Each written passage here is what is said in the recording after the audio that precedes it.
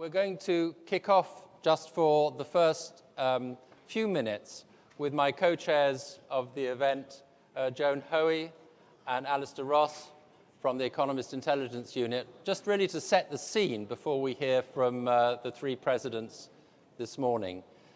So I don't need to tell you that there is a lot going on in the world, and I thought it would be useful just to hear the Economist Intelligence Unit's forecast for the world, for Europe, and also for Greece, in a nutshell, for a few moments, and a few other issues that will frame our discussions over the next 3 days. So Joan, if I could start with you. Joan heads our Europe team of analysts.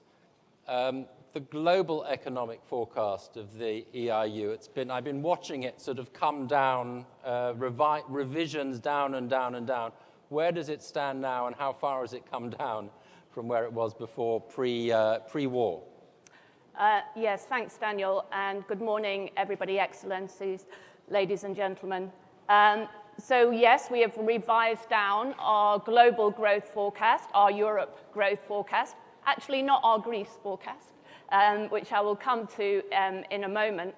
But of course, the war, apart from the major geopolitical ramifications, which are huge, and we'll be talking about that this morning, the economic impact is also rather large, especially for Europe, and there's three main channels of impact, as everybody I think knows, via the sanctions, extensive sanctions, via supply chain disruptions, and via the commodities impact, hard and soft commodities, and that is the latter particularly driving inflation, as everybody knows around the world, runaway inflation, which is the main channel of impact then on business sentiment, household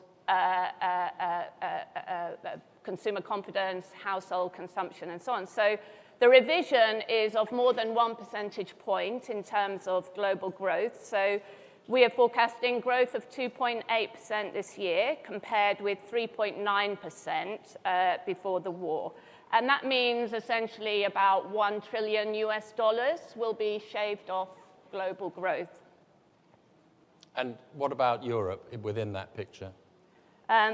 So beyond Russia and Ukraine, of course, the Eurozone region, the Europe region as a whole, will be the worst affected and will take a hit of almost 2 percentage points. So our forecast for the Eurozone now, for example, is 2.2%. Before the war started, we had a forecast of 4%. And just to say that what we've seen in the early part of the year is a very strong carryover effect of strong growth, a recovery from the pandemic in Q4 that carried over into Q1, which means that even if growth slows to nothing in the remainder of the year, we're still going to see quite strong growth, because actually, historically speaking, growth of 2.2% in the Eurozone doesn't sound too bad, but I think we need to remember that that's from there's a base effect there, and the pandemic impact was very large. So we're not yet recovered across Europe as a whole from the pandemic hit. And just a word about Russia with all the sanctions. I mean, some people have been surprised at the resilience of the Russian economy in the face of all that.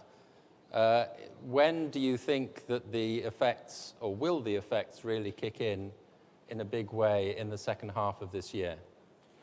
Yes, so of course, as you say, the Russian economy seems to have been quite resilient, and the main reason for that is because Russia is still receiving very large sums of money because of the continuation of trade in oil and in gas, particularly.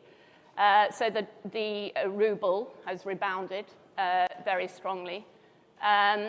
The Russian economy is still going to take a hit of around 10% this year in terms of real GDP growth. I think over the long term, there's no doubt. Is that 10% below what it was, or 10% contraction? A contraction of 10% year on year. It was our forecast from more or less day one of the invasion. But I think there's no doubt that over the medium and long term, the losses for Russia, the Russian economy, are incalculable, really. Russia will be decoupled, essentially, from the Western-led economy. Over time, the loss of inputs will really begin to tell on Russian industry, and they're not really replaceable at the same level. Joan, a word very briefly on what you might call the Greek exception. You said that Greece, you had not actually revised down the forecast. That's good news for everybody in this room. Why is that, and how do you see the outlook for the Greek economy? So initially, we did assume that Greece would be hit, and Greece will be hit, so it will be affected.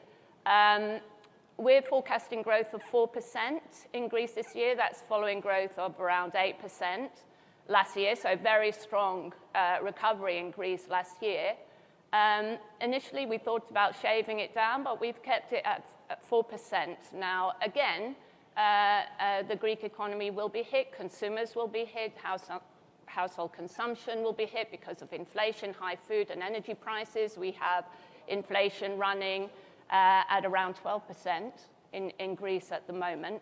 But supporting growth will be probably a stellar year for tourism in Greece. There's a lot of pent-up demand in Europe for tourism services, and Greece is going to be a beneficiary of that, a major beneficiary of it. So that is one thing. The other thing is access to EU recovery funds. The Greek authorities have done very well in getting their program in place, in already receiving large disbursements of those funds, and they will be put to good use, and they will support the Greek economy this year and over the coming years as well. So we're still seeing some carry-through effect from the pandemic recovery, and Greece will, relatively speaking, do better than some others. Well, these are themes we'll obviously pick up over the coming days: tourism, the EU funds flowing through, and of course inflation, which is going to be hanging over